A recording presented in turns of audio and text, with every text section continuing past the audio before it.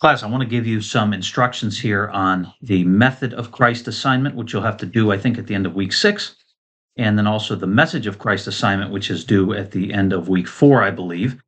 And this is just meant to give you some greater clarity on what's expected. Read the assignment instructions carefully.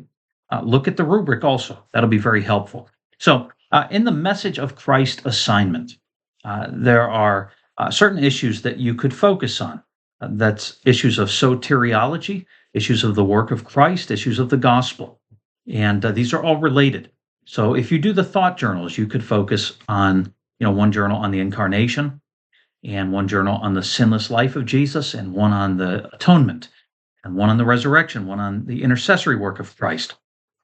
If you do the sermons, not the sermons, the sermon, because you're doing one, not two, like in Theology 525, you had to do two sermons. If you chose that route. Here, it's just one. But if you do the sermon and the message of Christ, you could choose. You have a lot of freedom to choose what you want. You could choose something on the incarnation, on the atonement, something on the impeccability of Christ, depending on which position you hold to. So you'll look at what Erickson talks about related to the work of Christ, the gospel, and you can build on that. And then for the method of Christ assignment, that's issues of ecclesiology. What is the church? How has Christ built the church? What does Christ require of the church? How does Christ grow his church? Those are the issues you would be dealing with there.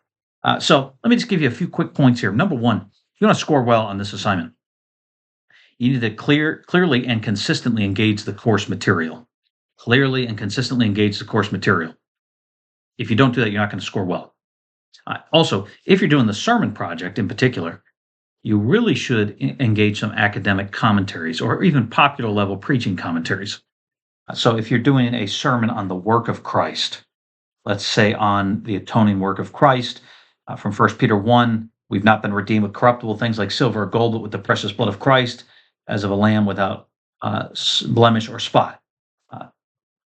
You're preaching that text, you're exegeting that text, so engage some commentaries and the course material. Cite sources using Turabian. That's a requirement. Also, you should have a title page and a bibliography. For this assignment, you don't need to have a table of contents. This is different than Theology 525 if you took that class, because in this one, the assignment is 2,000 to 2,500 words, not 2,500 to 3,000 words. And it's different if you choose the sermon route. In Theology 525, you had to do 2 sermons. In this class, you do 1 sermon. For whatever topic you choose, there needs to be an introduction, or for whatever route of the assignment, have an introduction. If you do the curriculum project, just state at the beginning, this is a curriculum and it's intended for, Sunday school, the middle school Sunday school class, or for the adult Sunday school class, or this is a curriculum for a teen Bible study. If you're doing a sermon, give an introduction. This is meant to be preached at this church in this setting.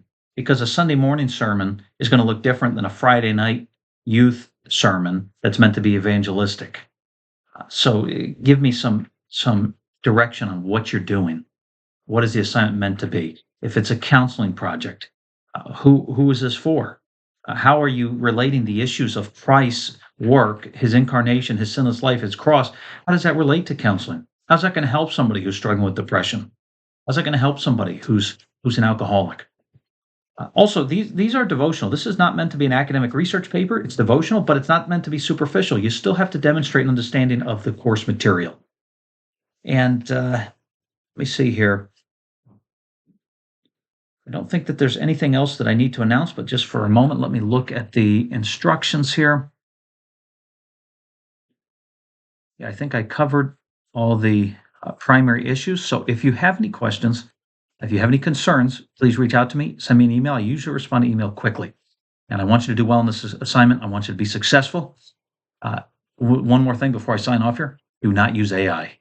Do not use AI. A lot of students do that. They think they can get away with it. They end up getting a 0 on the assignment and usually end up failing the class. So steer clear of AI completely. But if you have any questions, let me know, and I'll be praying for you as we continue through these weeks of class.